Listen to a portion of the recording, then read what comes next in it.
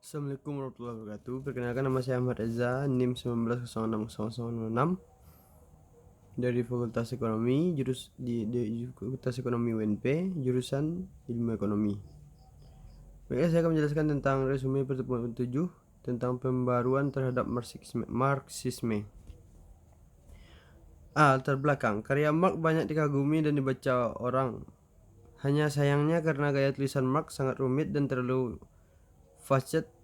Ekonomi, sosial, budaya, politik, moral, agama, falsafah. Banyak dari tulisannya yang disalah tafsirkan bahkan pengikutnya sendiri. Di lain pihak, harus diakui bahwa tidak semua tulisan Marx didasarkan atas argumen yang kokoh. Untuk kelemahan tersebut, oleh para pengikutnya, ajaran Marx banyak dimodifikasi atau diperbarui. Pada kuarter pertama abad ke-20, pemikiran-pemikiran Marx dan Engels dimodifikasi oleh Lenin. Marx meramal bahwa kapitalisme jatuh dan digantikan oleh sosialisme di kapitalisme maju. Lenin justru berteori bahwa sosialisme muncul pertama kali di negara kapitalis yang paling lemah. Dengan teori ini, Lenin mempunyai cukup alasan untuk melakukan revolusi di Rusia yang dikenal dengan revolusi Bolshevik tahun 1917.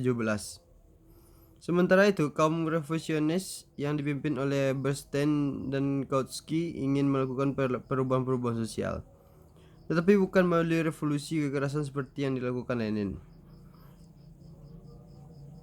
melainkan secara damai. Mereka menginginkan agar sosialisme dijadikan sebagai pilihan sukarela yang melalui proses politik demokratik. Pada tahun 30-an, Lange dan Lerner mengembangkan teori sosialisme pasar yang didasarkan pada manajemen industri yang terdesentralisasi dan penggunaan penetapan harga didasarkan trial dan error. Pada tahun 1550-70-an, model sosialisme pasar Lange dan Lerner dikembangkan lagi menjadi sosialisme yang dikelola kaum pekerja yang dikembangkan di Yugoslavia dan Hungaria. Pada periode yang sama, di Soviet berkembang aliran ortodoks baru yang dipercaya bahwa kapitalisme akan hancur perlahan. Pada periode 50-an sampai 70-an, di negara-negara sosialis Eropa berkembang sebuah aliran kapitalisme sosialis yang dikenal aliran kiri baru. Kaum kiri baru percaya bahwa transformasi kapitalisme perlu, tetapi mereka melihat bahwa tugas untuk melaksanakan transformasi ini tidak bisa diserahkan pada kelas pekerja. Sebagai gantinya, peran transformasi harus dilakukan oleh kaum pelajar atau intelektual. Keyakinan kaum komunis ortodok baru di Soviet bahwa negara kapitalis akan hancur dengan sendirinya dan komunis akan berjaya. Kenyataannya menunjukkan justru negara-negara komunislah yang banyak ditempa masalah dan negara kapitalis justru makin berkembang. Kenyataan ini menyebabkan sosialisme panas. Uni Soviet tahun 80-an. Kemudian tahun 90-an datanglah kehancuran bagi negara sosialis atau komunis. Pada masa itu, Soviet di bawah Mikhail Gorbachev melancarkan glasnost dan perestroika yang secara langsung maupun tidak berarti ditinggalkannya pemikiran Marx dan Engels. Dari uraian tersebut, jelas bahwa pemikiran tentang sosialis berasal dari pemikiran Marx oleh pengikut dan murid-muridnya Marx. Pemikiran Marx dan Engels tersebut selalu diperbarui. Walaupun sudah banyak mengalami perubahan dan perbaikan, sosialisme tidak pernah mencapai kejayaan. Sebagaimana diramalkan Marx pada tahun 90-an, satu persatu negara sosialis bertumbangan. B. Leninisme. Vladimir Ilyich Lenin tahun 1870 sampai 1924 adalah bapak revolusi Rusia. Dua karya tulis Lenin yang sangat penting adalah Development, Capitalism in Russia, dan Imperialism, The High Stakes of Capitalism, tahun 1917. Lenin tidak sabar menunggu jatuhnya kapitalisme seperti yang diramalkan Marx daripada menunggu. Ia berprinsip lebih baik mendirikan komunis pertama di Rusia. Kapitalisme, monopoli, dan imperialisme. Yang paling diminati Lenin adalah tahap terakhir kapitalisme yang disebut sebagai kapitalisme monopoli dan tentang imperialisme. Tulisannya yang imperialisme disesuaikan dengan ambisinya untuk memimpin revolusi Rusia. Menurut Lenin, kapitalisme pada tahap akhir akan mempengaruhi kemonopolian negara. Kapitalisme monopoli akan didominasi oleh perusahaan-perusahaan raksasa terkait ketat dan monopoli. Bangkrutnya monopoli sebagai organisasi ekonomi merupakan pertanda lagi pada tahap akhir kapitalisme. Seperti halnya Marx, Lenin percaya bahwa perjuangan kelas akan berlanjut di negara-negara kapitalis maju, akan tetapi perjuangan mereka diperlunak dengan digunakannya serikat-serikat sekerja untuk menjaga kelas pekerja di bagian mulai dari surplus.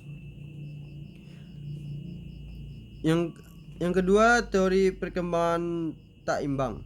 Teori pembangunan yang tak imbang adalah batu loncatan analisis Lenin tentang Lakas, tempat kejadian revolusi proletariat.